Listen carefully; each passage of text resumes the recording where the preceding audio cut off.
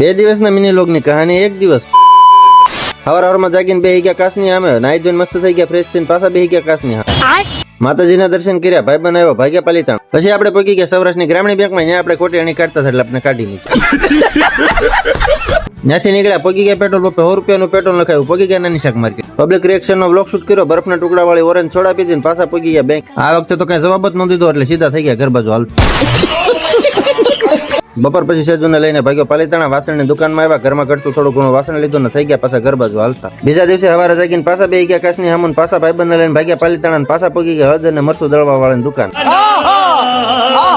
પણ ત્યાં આપણે આપી દીધું ધાણા જીરું દળવા. ત્યાંથી પહોંચી ગયા નાની શાક માર્કેટે. ત્યાંથી લીધી 2 કિલો કેરીને પાછા આવી ગયા ઘંટિયા, જ્યાં દળાઈ ગયેલું થઈ ગયું હતું. એ લઈને ઉપડ્યા થઈ ગયા ઘર બાજુ હાલ. આજના ટાઈમે પાછા ભાગ્યા પાલીતાણા. સામેનો વ્યૂ જો આવે ને એકદમ ફર્સ્ટ ક્લાસ.